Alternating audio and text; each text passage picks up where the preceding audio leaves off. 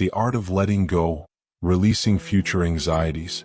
Have you ever woken in the dead of night drenched in sweat, heart pounding, because last night's nightmare about the future felt all too real? Or spent an entire day tense and distracted, imagining worst-case scenarios, only to realize that none of it had happened yet? Why do we carry the weight of tomorrow like invisible chains? This is a question that haunts so many of us. We plan and predict, but our visions of the future often become monsters of anxiety, stealing the peace of our precious present. Imagine a young mother pacing at dawn, staring at a baby monitor, terrified her child's fever will spike by morning. Or a student lying awake hours before an exam, convinced every answer will vanish the moment she looks at the paper. Even the most successful person can find themselves wide-eyed on a Sunday night, rehearsing failures they might face in the week to come. These moments feel painfully familiar. A tightness in the chest, a storm of what-ifs in the mind, the feeling that life is passing us by while we remain frozen in dread. But what if there were another way to face the unknown, a way to reclaim our power and live fully in each heartbeat of now? In this video, Buddhism's Answer, we will explore the art of letting go as taught by the Buddha and illuminated by modern wisdom. We'll journey through real-life stories, ancient parables, and even the hidden realms of sleep and dreams to uncover how we can release our grip on an unseen future. By the end, you'll discover practical steps, inspired by deep meditation and Buddhist teachings, that guide us toward inner peace, higher consciousness, and enlightenment, one present moment at a time. Imagine finally putting down that heavy burden of tomorrow, even just for a moment, and breathing freely. That moment is possible, and it starts the moment we decide to let go. The wisdom of Buddha, living in the present. Buddhist teachings have long recognized that worrying about tomorrow steals the joy of today. The Buddha himself taught us to focus on the only moment we truly have, the present. As one collection of Buddha's sayings reminds us, do not dwell in the past, do not dream of the future, concentrate the mind on the present moment. In other words, the future is a mental projection, not a guaranteed reality, and anchoring in the here and now is our true home. A powerful way to understand this is through the concept of impermanence, or anicca in Pali. The Buddha emphasized that everything is changing all the time. No situation, feeling, or place will stay exactly the same. Recognizing impermanence is not about becoming pessimistic. Rather, it frees us from clinging. When we accept that the only constant in life is change, we no longer panic if things are uncertain. We learn to flow with life's currents instead of fighting them. In fact, Buddhist wisdom explains that attachment to what is impermanent leads to suffering. If we tightly cling to our hopes and fears about the future, as though they are solid rocks, we will inevitably be let down when reality shifts. Instead of clinging, the Buddhist path invites us to cultivate non-attachment. This doesn't mean we become cold or uncaring. It means we appreciate people, plans, and dreams without gripping them so tightly that their possible loss or change becomes unbearable. We begin to understand that beauty and connection are found precisely in each fleeting moment of life. As a Buddhist insight explains, accepting impermanence is a direct antidote to anxiety. By recognizing that nothing is certain, we paradoxically feel more secure and at peace.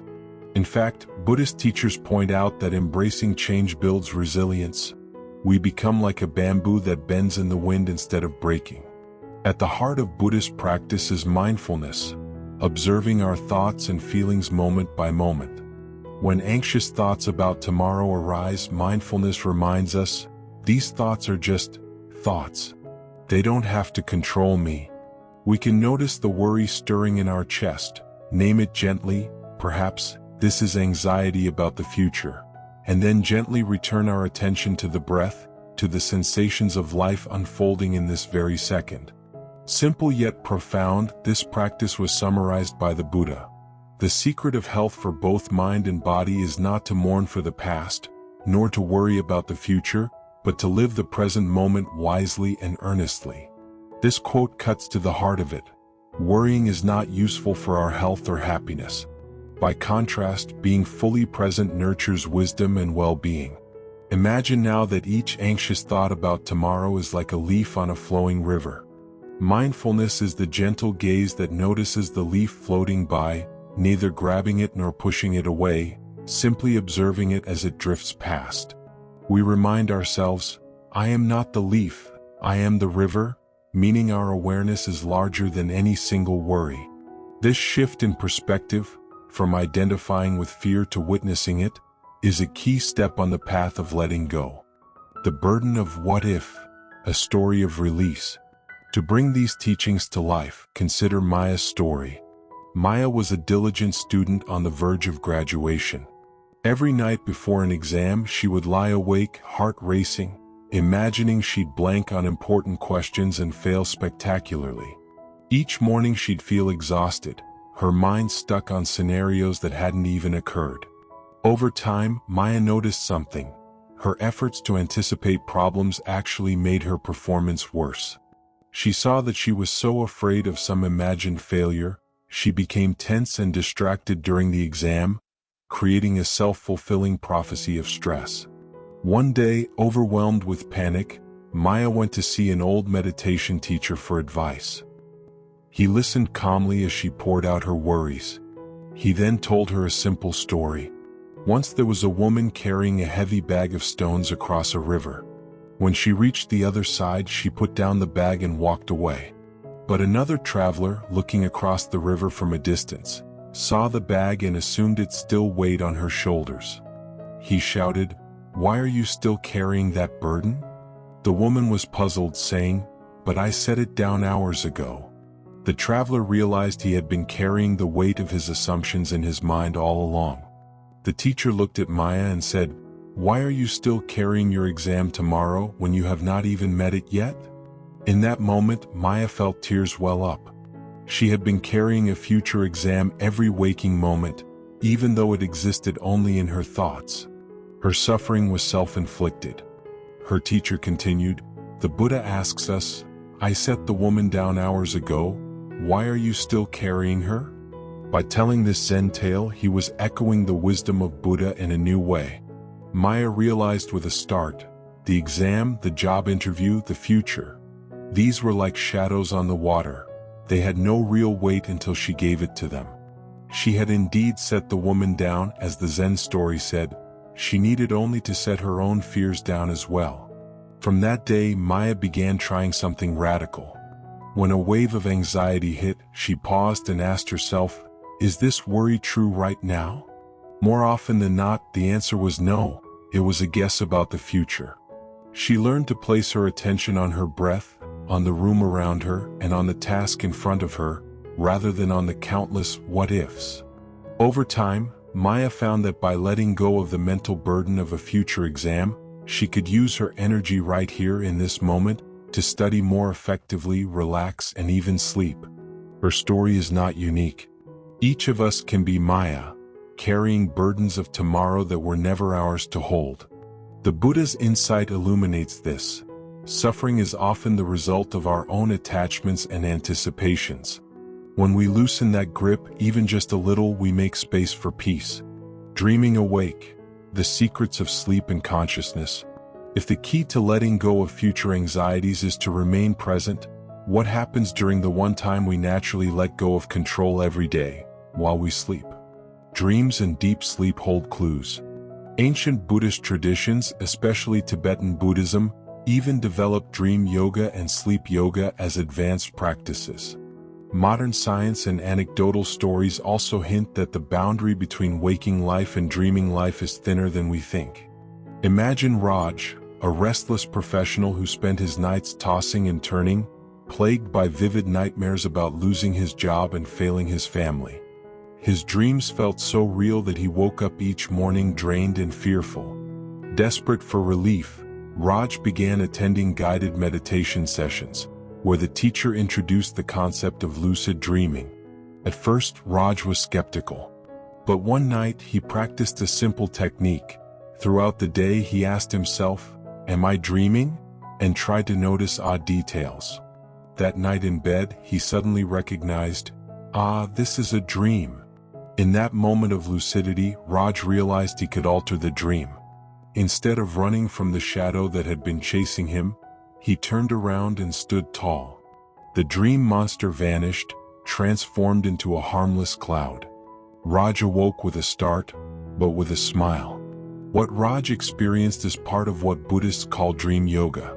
During lucid dreams, our mind can face fears in a safe environment. As one teacher explains, when you realize you're dreaming, you learn that it's not the nightmare itself that is scary, but your belief that the nightmare is real. This insight carries over into life. If a dream can change the moment we see it's just a dream, then perhaps our waking thoughts are also stories we can reshape.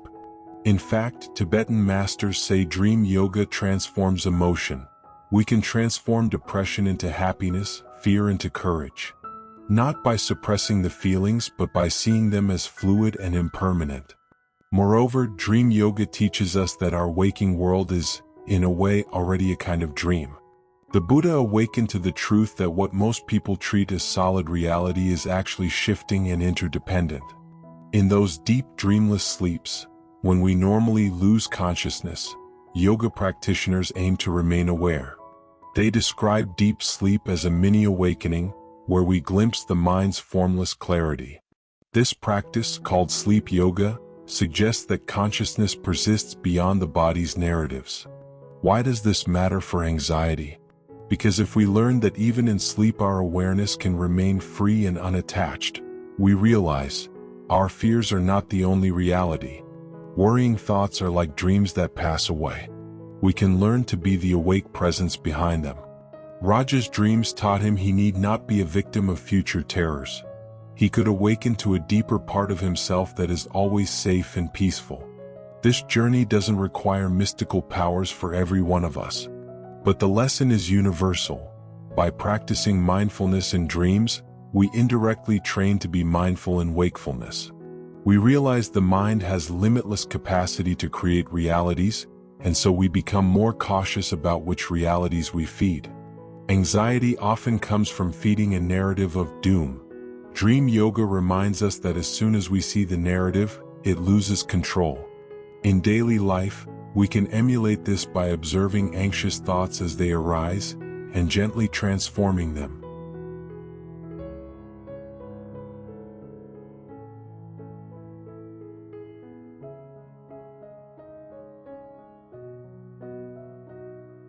Perhaps by imagining a positive outcome or by redirecting to a pleasant memory. In this way, the secrets of sleep echo the Buddha's first teaching. Everything we experience is like a dream or an illusion. When we see it clearly, we are no longer trapped by it. The unseen journey, karma and past lives. If dream practices help us see that reality is pliable and that the mind is vast, Buddhist cosmology goes even further. It speaks of karma and reincarnation, the idea that the journey of consciousness spans lifetimes. Whether or not you literally believe in past lives, the concepts can offer comfort and perspective on future anxieties. Consider this analogy. Imagine time like a river and each life like a boat. Karma is like the rowing you do in the present. The strokes determine where your boat will move. Anxiety about where the boat will end up is natural if we fear it might crash. But Buddhism says, focus on your rowing right now. Every action you take today is a stroke that shapes your future.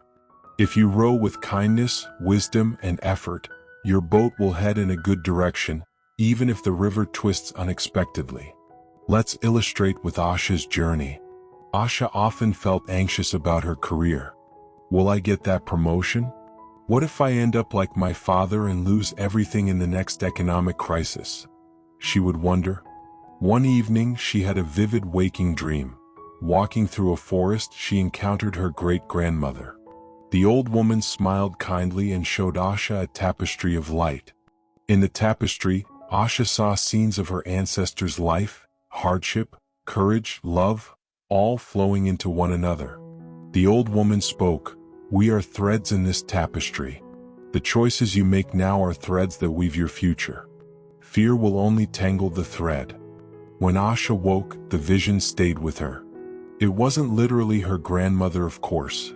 It was her own subconscious giving comfort. but it reflected a deep truth. Just as our ancestors' actions affect our present, our actions will affect our future, but we don't see everything in between.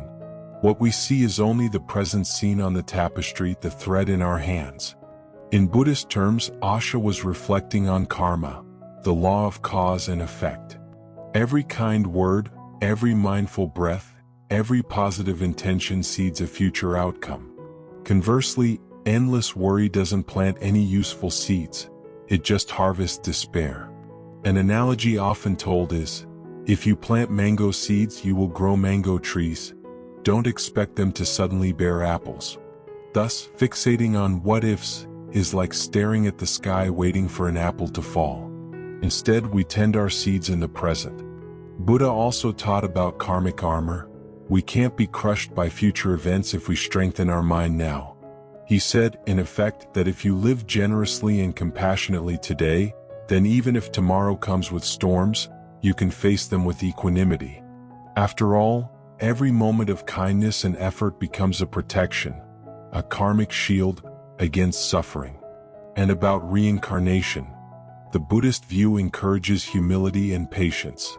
Life is a long journey beyond the visible horizon of this lifetime. If we stumble today, the journey continues. It's like an endless series of classes. If we fail a test now, there is more time to learn in the next class or even the next lifetime. This idea can be comforting for those who believe in it. It means we have infinite chances to grow, and one lifetime or one moment's outcome does not define us forever. Practical advice emerges. Just do the right thing now. Each simple step of care, a smile offered, a breath observed, a stubborn worry released, contributes to a better outcome. We don't need to know the whole path, we just need to walk it step by step with awareness. This attitude shifts us from needing to control the future to doing our best in the now and trusting what follows. So, whether or not you envision life as a tapestry or many lifetimes, thinking in terms of karma helps relieve anxiety. It reminds us that the future is not fixed. We are co-authors of our destiny. We may not see the whole plot, but we can still write each sentence wisely. Beyond the body, astral journeys and expanded consciousness. At this point you might be thinking, we've talked about changing our thoughts, meditating, dreaming lucidly, trusting karma, but what about those truly mystical experiences of the mind? Many spiritual seekers, including some Buddhist practitioners, speak of astral projection or out-of-body experiences. These are moments when consciousness seems to travel beyond the physical body, exploring other realms or dimensions. While these topics can sound esoteric, their essence is actually quite grounded in overcoming fear. They teach us that we are not limited to what we see. Let's share one such story, Elliot's voyage. Elliot was a stressed-out corporate executive who tried everything: yoga, therapy, long vacations, but nothing stopped his relentless worry. Then he met a meditation group where an experienced teacher mentioned visualization exercises. Elliot learned a basic meditation. After lying down with eyes closed, he imagined his mind leaving his body and floating up toward a clear night sky. The first few times he couldn't let go of panic, he kept imagining himself falling. But on a quiet weekend, something clicked. In meditation, he felt a gentle shift and then found himself above his own body, watching peacefully. In this calm state, he saw his sleeping form in his room, but a profound thought came over him: I am not my stress, I am the awareness that is witnessing it. In that moment, Elliot felt a vast expansion. His worries looked small from above. He realized that his anxiety about deadlines and stock prices was just a tiny part of a much greater field of awareness. Upon gently returning his mind to his body, he carried with him a sense of spaciousness. He had not literally flew into outer space, but the internal experience was real, an intimate understanding that his consciousness is larger than his body and brain. This is akin to the illusory body and dream body that Tibetan Buddhism describes. Different subtle bodies of awareness that can traverse extraordinary realms. In modern terms, it parallels what many call a soul journey or out-of-body experience. Regardless of whether one believes the spirit literally traveled, the practical effect was this: Elliot's acute identification with his daily struggles loosened. He came to see them as patterns in the mind, not absolute reality. When he returned to work, instead of reacting immediately to stress, he would take a breath and remember, this is just one state of mind among many. There's even scientific research hinting that meditation and certain brain states can produce these sensations. But the message Buddhism gives, supported by Eliot's insight, is that we have the ability to step outside our habitual story. When anxiety strikes, ask yourself, who is experiencing this anxiety? Is it really me, or is it just the mind projecting images? Even a brief attempt to mentally step back creates space. Astral projection tales often emphasize one more thing: connectedness. When our consciousness feels no bounds, we often report sensing connection to other beings or nature. The illusion of isolation dissolves. This connects back to Buddha's concept of anatta, no permanent self, and praditya samutpada, interdependent origination. We are part of a larger whole. Realizing this can lessen the anxiety of I and my tiny problems, seeing instead that we belong to something vast, and nothing happens without reasons weaving through the cosmos. So, you don't need to actually leave your body to benefit. Visualizing out of body or reflecting on vastness can be used as a mindfulness trick. For example, imagine your consciousness as a star in the night sky, untouchable, silent, and bright. Your daily worries are mere clouds passing in front of you, but the star remains unaffected.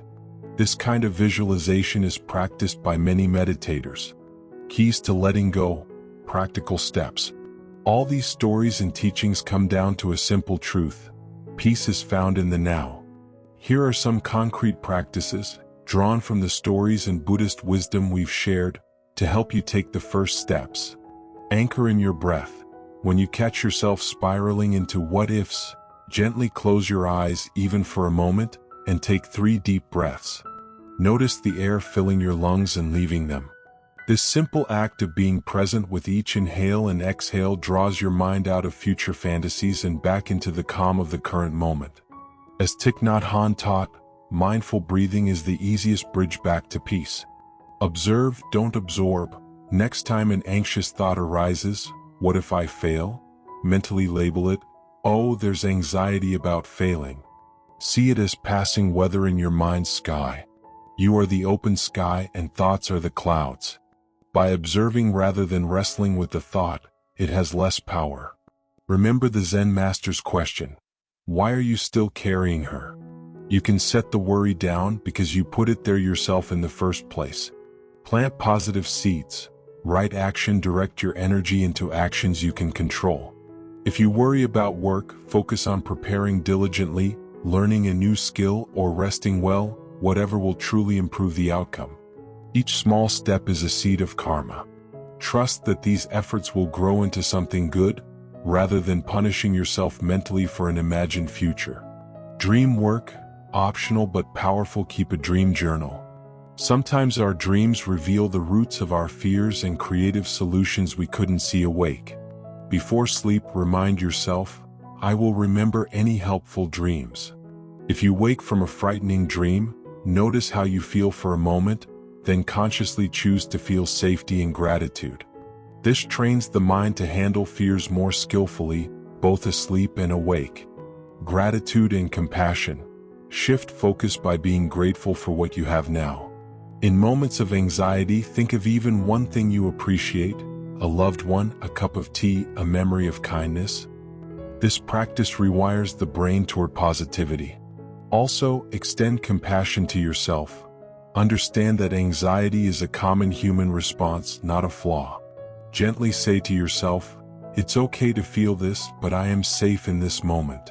Compassion reduces the second arrow of suffering, our reaction to the initial worry. Remember, even the Buddha laughed and said that clinging makes us suffer twice.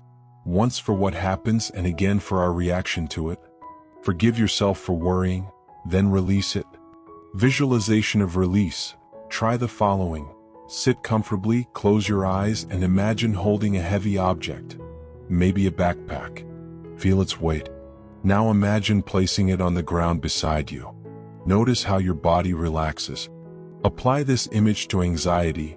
Visualize a specific worry, like a stack of papers labeled tomorrow's problems, and in your mind put that stack on the ground. You are free. This symbolic act can trick the brain into real relaxation. Each person's journey is unique, so find what combination of these resonates with you. There is no one perfect method, only the sincere practice of turning towards the present. Embracing peace. The path of letting go is not about predicting or controlling every twist of life's path. It's about trusting yourself and the universe one moment at a time. Each breath we take right now is life's true gift. We have stories, teachings, and even dream practices guiding us, reminding us that what we fear is not real yet, it's only imagined. Anxiety is a story we tell about the future, but stories can be rewritten. Think back on all the times you worried intensely about something that never happened. A failed exam that you aced, an argument that blew over, a disaster averted. In those moments, your fear was very real, but so were your peace and resilience, eventually. This tells you something powerful. You have already overcome many imagined futures. The strength that carried you through then is within you now. Imagine waking up tomorrow and realizing you are at peace, regardless of what the day brings. This state is not reserved for mystics or distant sages. It is available to you this very moment. The Buddha's answer to the fear of the future is always the same. Come home to the present. In the present, all the eternal teachers, from Siddhartha Gautama to modern mindfulness guides, whisper the same truth. So tonight, when the mind starts sprinting ahead with questions, what if I fail? What if I lose? Remember, the future is not here yet. Release your grip. Plant a seed of trust. Smile at the unknown as an adventure, not a threat. Each time you practice this, you grow a little wiser and freer. Life is short and precious. Let us spend it fully awake, embracing each sunrise and sunset. In the words of ancient wisdom, peace comes from within. Do not seek it without. The present moment is your home, your sanctuary. The art of letting go is simply coming home to yourself. As you reflect on these teachings, carry this with you. You are not your anxiety. You are the calm awareness that notices it. You can always choose to set the bag of tomorrow's worries down and walk away. You did it every night when you fell asleep. Now practice doing it while awake. Your future will unfold, but only after you live deeply in the now. Let this realization be your quiet victory, a step toward the peace and enlightenment you deserve.